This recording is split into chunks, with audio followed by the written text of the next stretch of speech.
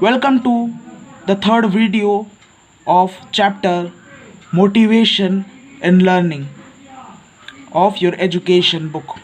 In my previous video, I taught you the conditions for promoting motivation.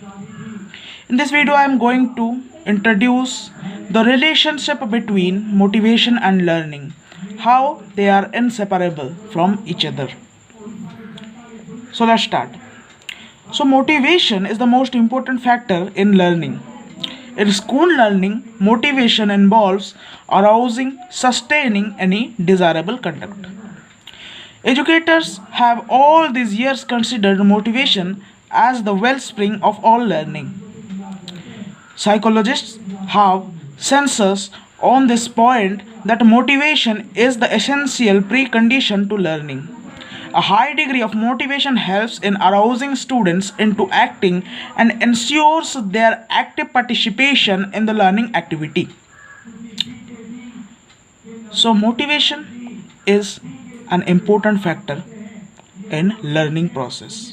In school learning, we can see that a teacher gives a student motivation by giving him incentives, by praising, by admiring the work, the effort of the student, by giving him a sense of achievement motivation, by setting a goal for them. Like this, teacher gives motivation to a student.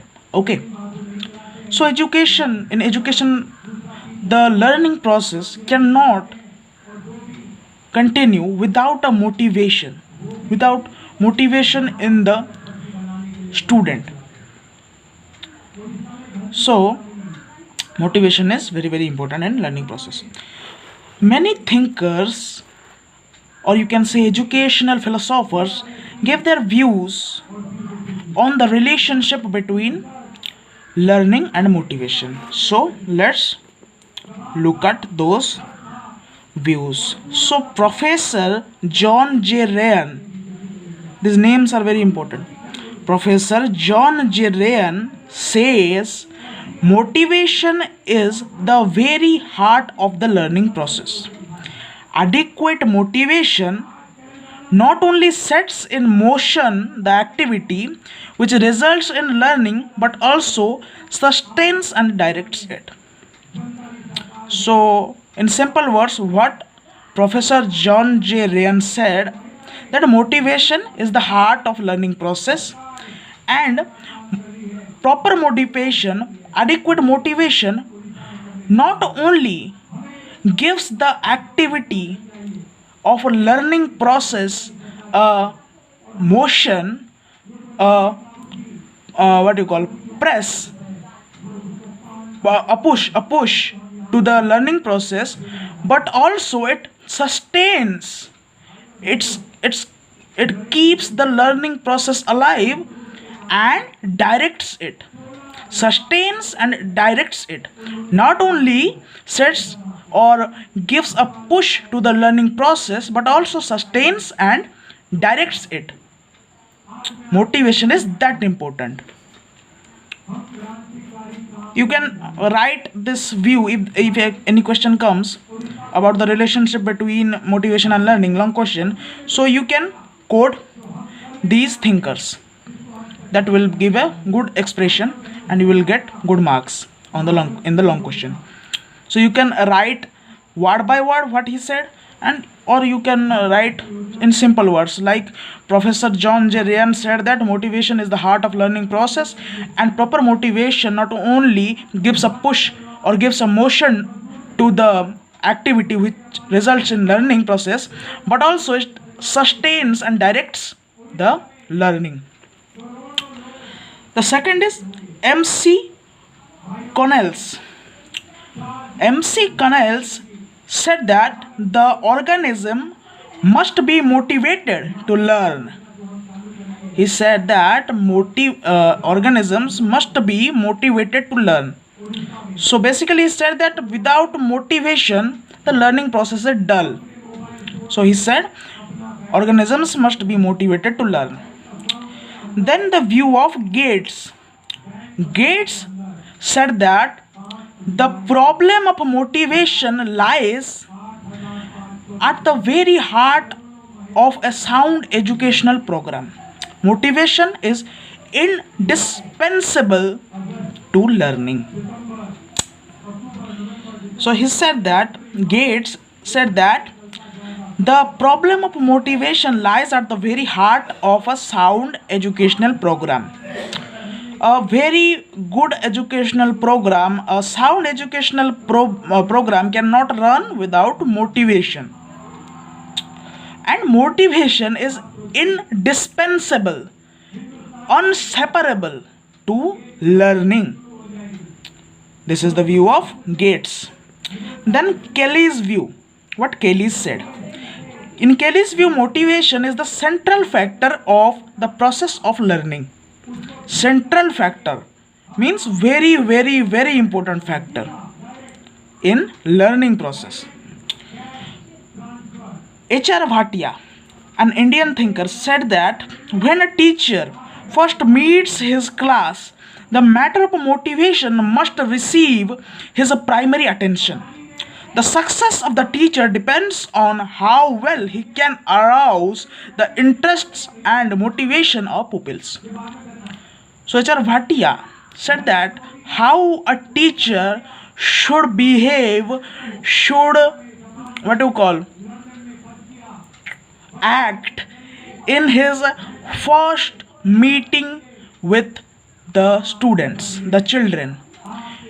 He should give motivation to the students. Giving motivation should be his primary attention. He should give his primary attention to giving motivation for giving motivation to the students. First he should give motivation to students, then he should teach the subject, the syllabus things. The success of the teacher depends on how well he arouses the interests and motivation of a pupil. If a teacher cannot arouse the motivation, the curiosity, the interest in a pupil, in students, in a classroom, he is not a good teacher and can never be an ideal teacher. So I think you all are well understood and you all liked the video. So if you liked the video and if your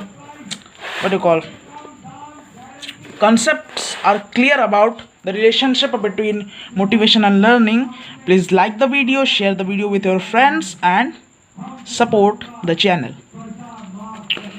So now this is a small part, motivation and learning, a teacher's role. What is a teacher's role in motivation and learning? Motives are potent factor in learning.